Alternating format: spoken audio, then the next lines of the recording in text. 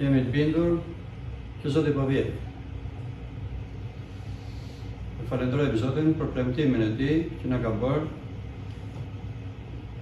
duke thënë që në shtëpinë e Atit tim ka shumë banesa, po shkoj të përgatis vend dhe pasi të kam përgatitur do kthehem të martje aty ku jam mund t'jeni dhe ju.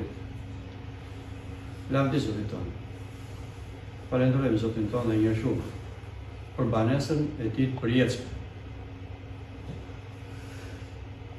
Shikojmë që njerëzit në këtë botë kërkojnë të kenë një banesë, një ndërtesë, një shtëpi, një vilë, kenë diçka, harxojnë shumë për të bërë një ndërtesë. Dhe në fund nuk e di ma harxojnë.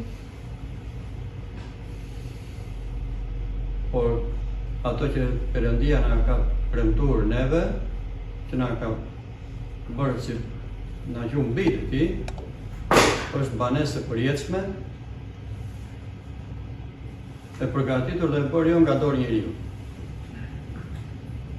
Lavdi Zotit tonë. Atje do jetojmë në përjetësi. Ne nuk e blejmë dot. Nuk kemi mundësi që paguajmë për atë ndërtesë që Perëndia ka përgatitur për ne larg në qiell. Në përshkruan fjalën e Zotit tek zbulesa, se si është qyteti që Perëndia ka ndërtuar për të zgjedhurit e Tij, Jeruzalemin e ri, që na thotë fjalë e Zotit është me art kullure, ku nuk do ketë nevojë për dritë, pas për gjë tjetër, sepse vetë Zoti do jetë drita dhe ai do kujdeset për neve për gjitha gjërat. Dhe këto Zoti jon Jezus Krisht na jep falas. Ashtu siç na ka dhënë shpëtimin e jetës tonë, shpirtit tonë, falas, ashtu do na japin dhe banesën tonë përjetshme. Falas. Lavdi Zotit tonë Jezus Krisht, dhe falenderojmë Perëndin dhe një herë për premtimet e Tij dhe premtimet e Zotit janë po dhe amin. Presim dhe Zoti na pret dhe neve që t'i marrim. Halleluja. Falenderojmë dhe një për durimin që bën për gjithë neve. Dhe për ata akoma që do vinë. Lavdi Zotit. Mos marr kohë tjetër, do lexojmë nga fjala e Perëndis te Veprat e Apostujve kapitulli 2. Shumë herë kemi lexuar si kapitulli i njohur, jo të gjithë, deri te vargu 15.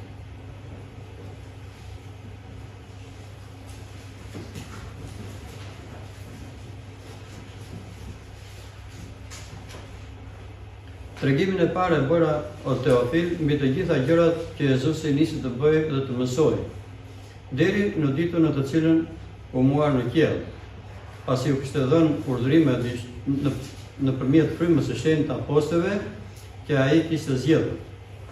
Atyre pasi pati vuajtur, ju paraqit i ngjallur me shumë prova bindëse, duke u parë prej tyre për 40 ditë dhe duke folur për gjërat e mbretërisë së Perëndisë. Dhe duke u gjendur bashkë me ta, i urdhëroi ata që të mos largoheshin nga Jeruzalemi për të prisin premtimin e Atit, që tha ai, e keni dëgjuar nga unë.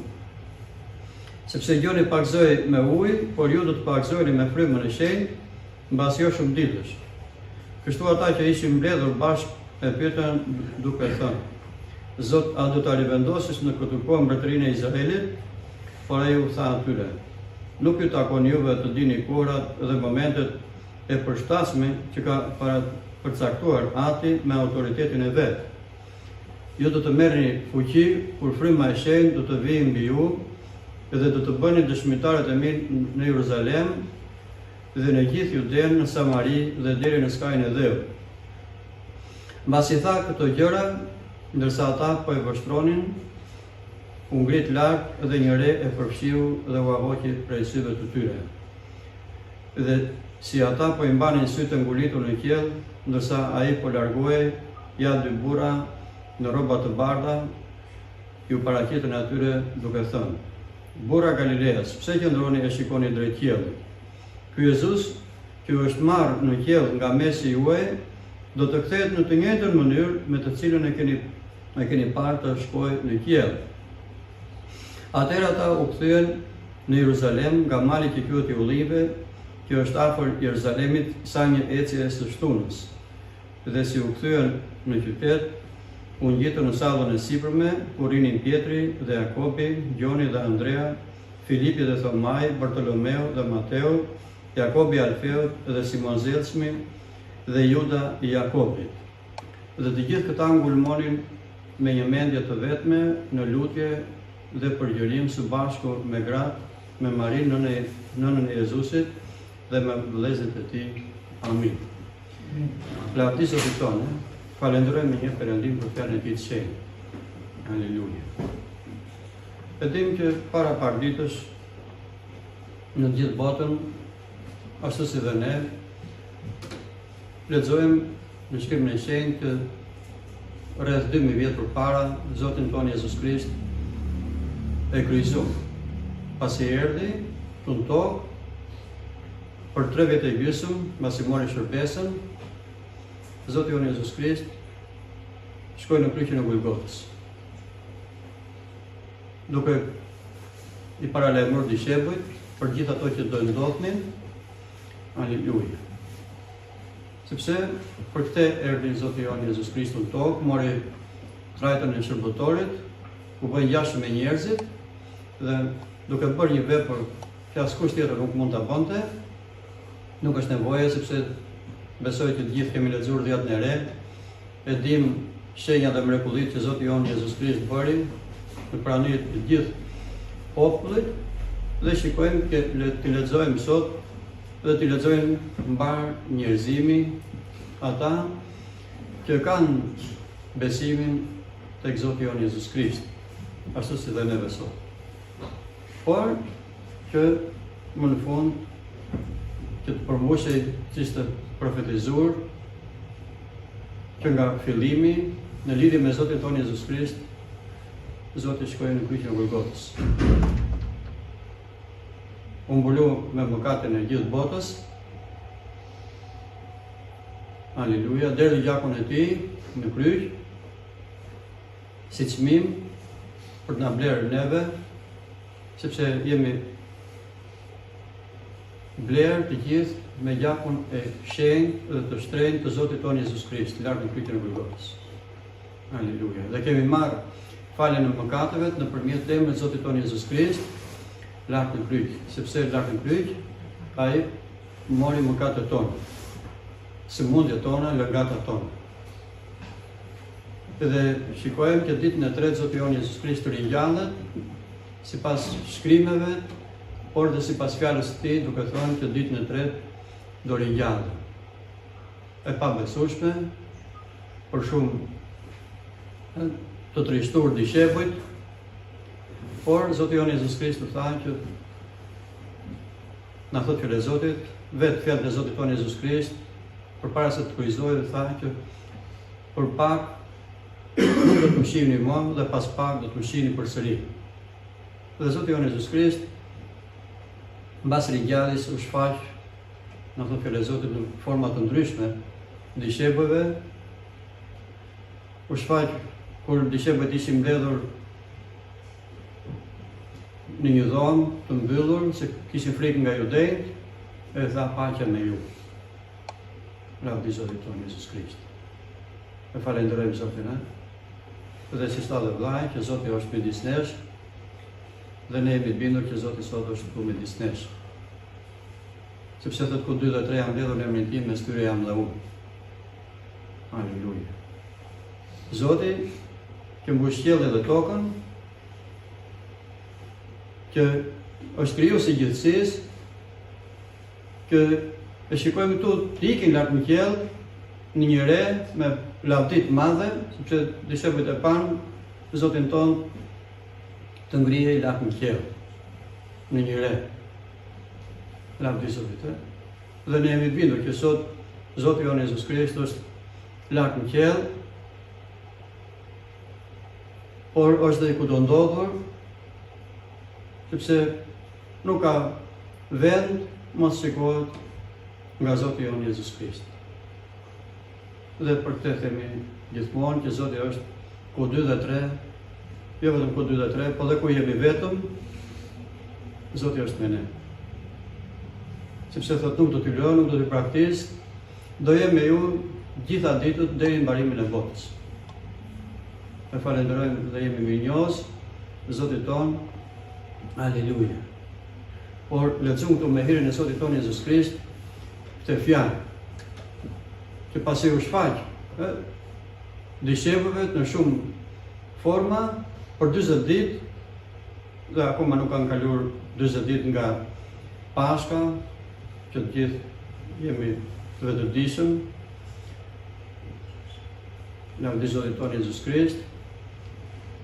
Ne sot e dim që Zoti është në djathtë Perëndisë. E dim që ditën e Pashkës nuk ishte lart në kryq, por është lart në qiell. Aleluja. Edhe është ku do ndodhë. Mbas 40 ditësh Zoti jon Jezus Krisht bashkë me dishepujt, më thot fjalë e Zotit, ju shfaq në shumë forma, ju shfaq Pietrit, ju shfaq apostëve, ju shfaq 120 dishepujve, njërë 500, njërë tjetër, lavdi Zotit ton, ju shfaq dhe apostolit Paul, por na shfaq dhe neve. Na shfaq dhe neve Zoti jon Jezus Krisht. Të gjithëve. Sepse ka ardhur në jetën tonë dhe na shfaq për të na treguar të vërtetën. Mos të marrim që Zoti ju shfaqur këtyre, ju shfaqur vetëm apostëve, Pietrit, atyre 120-ve, 500-ve, Palit, na shfaqur dhe neve vëllezër dhe motra gjithëve, na shfaqur për të na treguar rrugën e vërtetë. Sepse ai është rruga. Ai është e vërteta, ai është jeta, ai është drita e botës. Ai është shpëtimtari i botës. Është shpëtimtari jonë. Aleluja. E falenderojmë shumë. Edhe këtu dishepujt mos të marrë shumë kohë, nuk e di, nuk do të marrë shumë kohë. Këtu dishepujt e pyetën Zotin ton Jezus Krisht, kur ishte bashkë me ta, thanë, Zot, a do ta rivendosësh tani mbretërinë e Izraelit? Mendojmë, për një sekundë, sot që lexova diçka, mendova që kjo se Zoti do kishte ardhur në atë kohë, ku do ishim? Do ishim? Sa do kishim shpëtuar? Ose nëse do vijë sot akoma?